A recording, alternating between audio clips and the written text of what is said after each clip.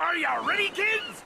Hello, it's Employee a Million, and welcome back to SpongeComs. Today's episode is Season 4, Episode 6, or Episode 66 overall, Dunces and Dragons. It originally aired on February 20th, 2006, and was written by Zeus Service, Eric Weiss, and Tim Hill. It is the second of two specials in Season 4, the first being Have You Seen This Snail?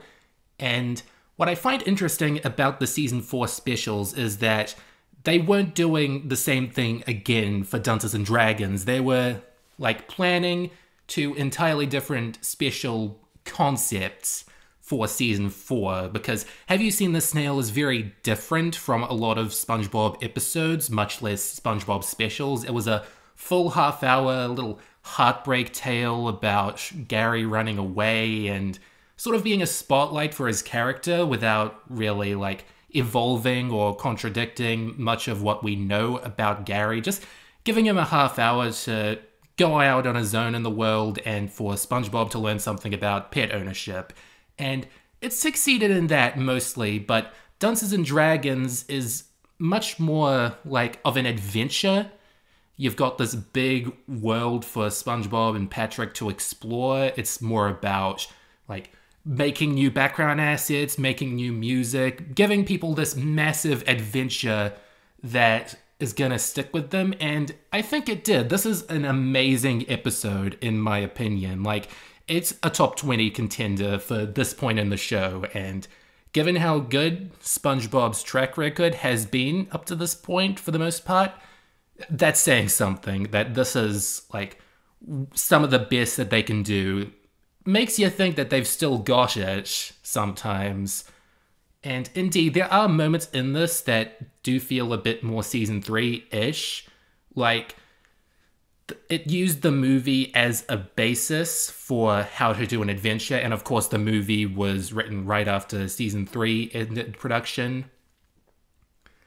But this one is definitely a lot more of a post-movie thing in hindsight, because they tried doing this historical thing later with Pest of the West, and in my opinion, way less successful. But what makes Dunces and Dragons stick out compared to Pest of the West is that, for one thing, it's way funnier. It's got more good jokes to go along with it, and it sort of makes better use of its time to make it really feel like this big, grand medieval quest, and it really paid off in the ratings. This is the highest viewed SpongeBob episode up to this point. It got 8.6 million viewers upon premiere, and honestly, I think part of it might have been the advertising overselling it.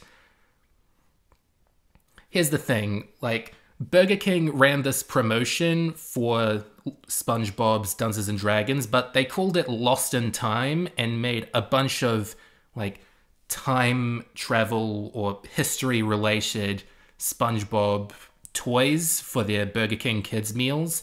And it's a cool idea, but in a way it sort of misleads you into thinking what the contents of this episode will be, because Lost in Time opens so many possible doors, but here, SpongeBob and Patrick only really go or flung into one time period, which is the 12th century, or 11th, I forget.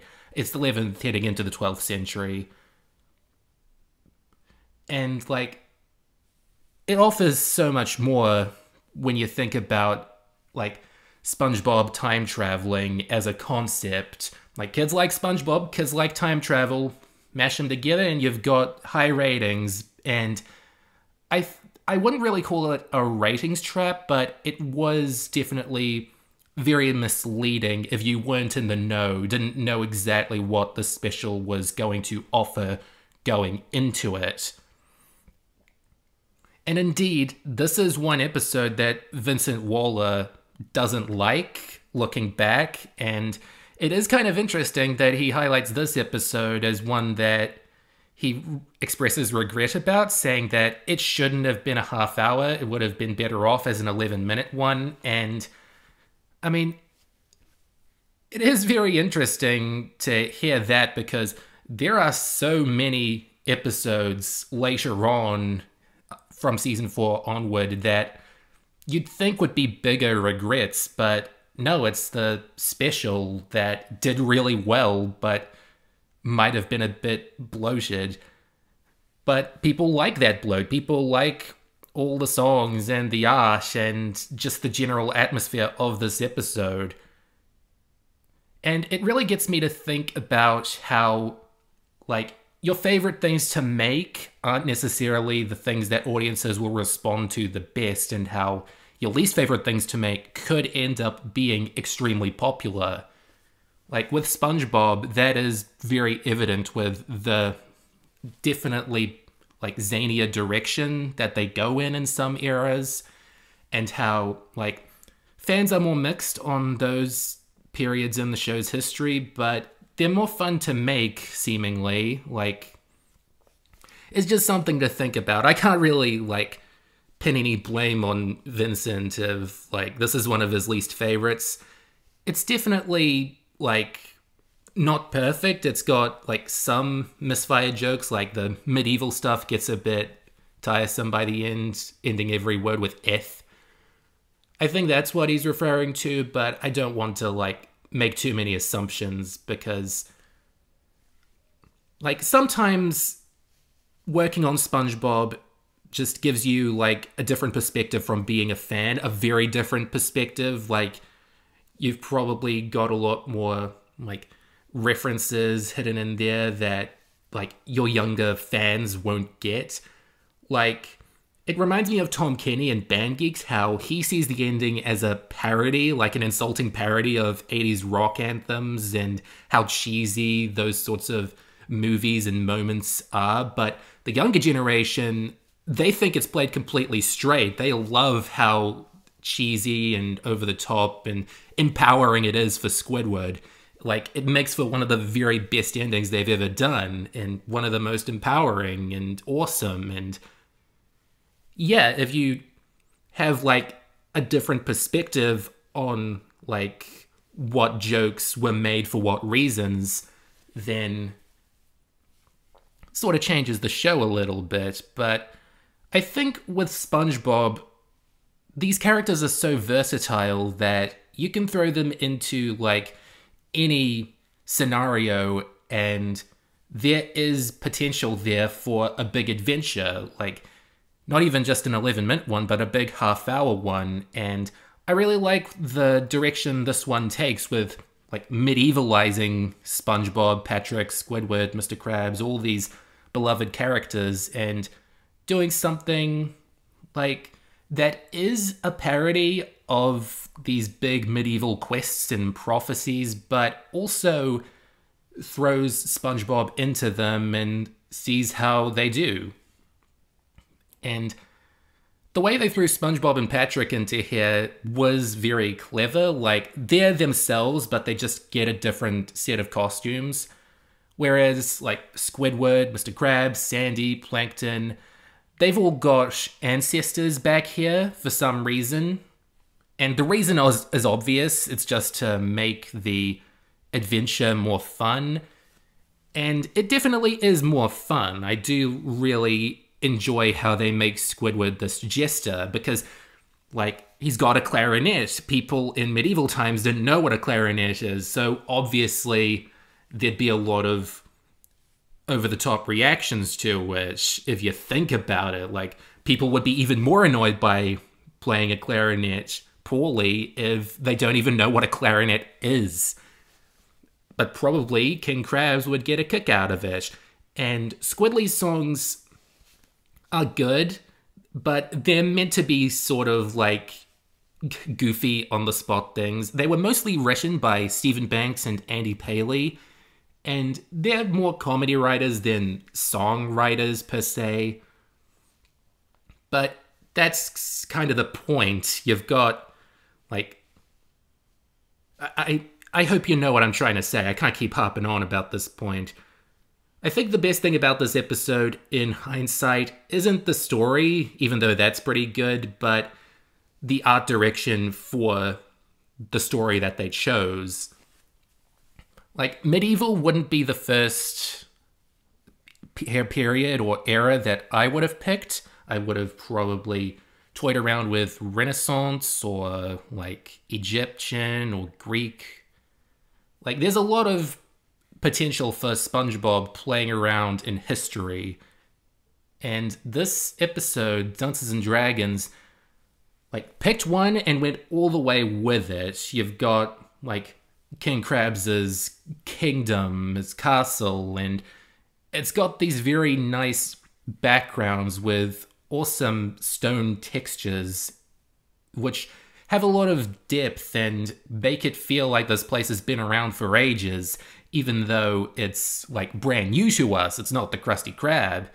And the dungeon is great too. Sorry, hiccup. It's got skulls around, so that's pretty grim, but hey, SpongeBob can have a dark sense of humor sometimes. There was a suicide joke at the start of the special. It was not the show's first suicide joke. But one thing that they might have dropped the ball with is the Black Knight, Medieval Sandy. She doesn't wear a helmet. What's that all about? I mean, it's not a deal breaker, but like the whole reason Sandy is underwater is for like science experiments. She's got hobbies like extreme sports and karate with SpongeBob, but she's there in this little astronaut suit with a glass helmet because she's a mammal and most mammals can't breathe underwater. But the Black Knight, Sandy, doesn't exactly need to breathe underwater. It kind of reminds you that at this point in the series, them being underwater is starting to become an afterthought. They're not doing as many episodes with like nematodes or stuff like that. It's just, they're treating it more like a workplace comedy with like characters that just happen to be iconic cartoon characters. But that isn't necessarily the fault of this episode. It's just a larger problem with like SpongeBob in this period. And they eventually grow out of it with more episodes about like whelks and urchins. So they did kind of realize that, you know, the setting of the show at large is important. And I do kind of like how there are like generic medieval characters in this. I know that seems strange to say, but you've got the dungeon guy with the hood over his head, who kind of reminds me of the guy with the beanie over his head in the SpongeBob movie. You've got the Peter Lorre caricature who's in charge of the guillotine. And I only know that because he's in a deleted scene. And I gotta wonder if he was an early prototype for Slappy. Like, how long were they planning on having a Peter Lorre caricature just roaming around in the SpongeBob universe? Does it even make any sense? Was Peter Lorre in any, like, medieval historical movies? It doesn't really matter, but I just thought that was worth mentioning because it just makes this whole special seem all the more prophetic. Like, they'd held on to this character for a pretty long time and then just put him out into the world with no context when he's secretly been hiding in plain sight for 17 years. There's also the blacksmith. I like his character quite a bit. I kind of like that, as I said, they have a few medieval characters there to make this feel like a more authentic, lived-in world. Like, you could imagine they could have just used Larry or some other strong character, but decided against it just to, you know, let D. Bradley Baker or whoever whip out a phony British accent, and that's always like sort of a like ring toss situation. Sometimes it can be annoying, other times it can be fun, and in that scene I think it was a lot of fun. Another cut aspect of this episode is that SpongeBob and Patrick were originally supposed to be fakers. They were originally not supposed to be the actual chosen ones as foretold in the prophecy. You see, in the deleted scenes on the DVD, they have got these like super muscular human looking SpongeBob and Patrick people at one point, and it's implied that they were supposed to be either the actual part of the prophecy, or some blokes in medieval times that happen to look like SpongeBob and Patrick and were preparing for this, but just weren't for one reason or another. I think, like, cutting the joke, it's not a big deal, but it does sort of, like, make it a little more suspicious that SpongeBob and Patrick are part of this big prophecy. And that's not a big deal for an episode that's so fantastic, but I feel like having that joke there wouldn't have harmed anything. I'd say cut this upcoming joke of Patrick using spit to revive Sandy. That's just gross. But put the doppelgangers back and remove Patrick's spit. And, like, we know that they got pretty far into production because they have model sheets floating around, but just weren't there. They just got cut at the last minute. Roger Bumpus is even credited for the doppelganger SpongeBob voice in the credits, which is very strange. Like, how far into production did this get cut? I also really like the idea of Plankton being this evil wizard who needs a ye old phone book, even in medieval times when the phone is still centuries away. Like, him and Karen haven't changed much since the movie, if you think about it, in the context of this, but technically these aren't Plankton and Karen. They are Planktonomore and a crystal ball that acts like a 20th century computer wife. And here's where, like, the adventure really turns up. You've got, like, Sandy helping out. You've got Squidward still tagging along for songs. It's just a good time at this point. And just like how the, like, background art and the costume design really elevates the special, I also really like the score in this. You've got a lot of music by Nicholas Carr, who became SpongeBob's default composer from season 4 for a pretty long time onward. And often his music tracks don't really, like, add much to the show. They're just sort of like childish cartoon music. But here, you know, it really adds to the adventure. It is definitely all ages sounding music that can fit into any sort of medieval production for any demographic. There are some tracks that were composed by other people that weren't as good, and unfortunately those are the ones that are used in later episodes to worse effect, but mostly I love the vibe that Nicholas Carr's soundtrack gives off for this episode. It's so cool. And that's the thing, this episode still feels like SpongeBob is cool. While not trying too hard to be totally radical, SpongeBob is still, like, a fun thing for all ages, even though SpongeBob and Patrick are starting to act a little dumber and more childish. You've got them taking a little longer than usual to, like, figure out that they're in medieval times, mostly for the first act, but eventually it's just, you know, for fun. Like, them kind of being still kind of silly and gross. And this is a larger season 4 thing that I'll talk about in other episodes, but, you know, it's not too bad yet. They still have, like, some all ages conversations which are fun. Pearl's role in this is probably the least important. She is just this stereotypical Middle Ages damsel in distress. It works, but you do kind of sense that they wanted to do more with her because she gives King Krabs the epiphany that SpongeBob and Patrick were part of the prophecy. But then she gets kidnapped for the rest of it, and, you know, nowadays they would probably, like, try to, you know, give her more of a girl boss thing to make up for that, have her fight at the end. But there is nothing necessarily too bad about Pearl's role here. It's just a little less fulfilling than the other characters' roles. But still, this is her second appearance of the season. They are warming up for something.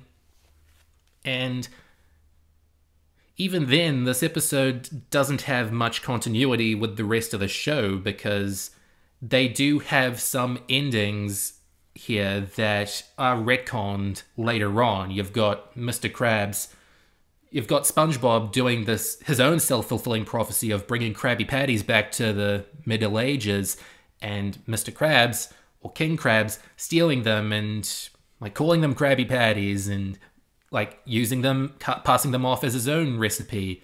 But that's retconned in Friend or Foe, which is a season 5 episode, but most everyone still considers it like the canon backstory of Mr. Krabs and Plankton, so that's just like a fun little what-if joke.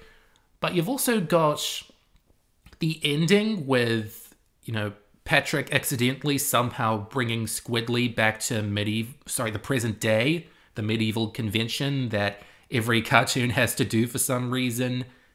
And that's never brought up again, but I like to imagine that Squidly's still hanging around in modern day Bikini Bottom. But overall, this episode may not matter much. It's just a fun little adventure, and it does that job extremely well. I do love the artistry of this episode. It is a very fun episode to look back on and see that, okay, we're going to do a SpongeBob historical. What should we do that isn't just them grunting like cavemen for 11 minutes or 15 minutes? And they whipped out this, and I think it's a fantastic, fantastic time. It's a vibes episode. Oftentimes, I watch SpongeBob for the excellent character interactions and the classic comedy, but this is one I mostly watch for the artistry, and it's pretty fun if you think of it in that way, because sometimes the jokes aren't the best, and sometimes the characters are acting a bit more babyfied than usual, but as an overall package, it's just a lot of fun to put on and see all these different characters in this different world, and it's just an interesting one to go back to, how they tried this a few more times, didn't work as well, but hey, you can't make thunder strike twice all the time. And that was Dunces and Dragons. Last week, my question was, what was your favorite crew member performance of SpongeBob? Now, what I meant by this was, what's your favorite vocal performance from a crew member of the show that isn't like a staple VA? Some of you misunderstood the question, but,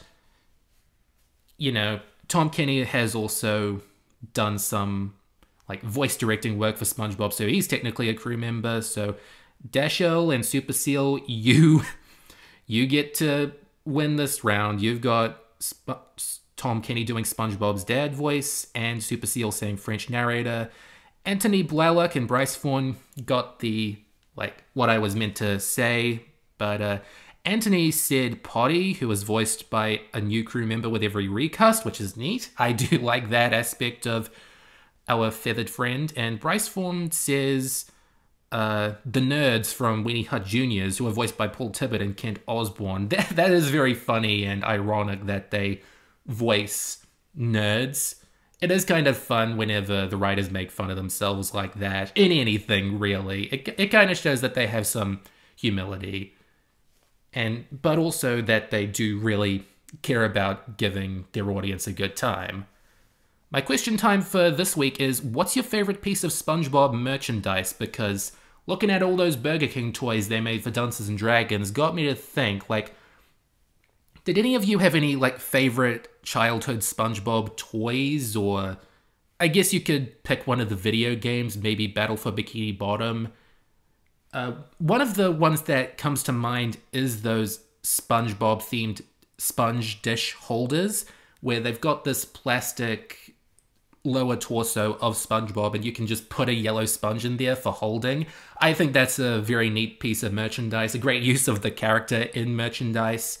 But I want to know what you guys think, because next week we've got some very special effects going on. We've got giant robots in Enemy in Law, and excellent editing in Mermaid Man and Barnacle Boy 6, the motion picture.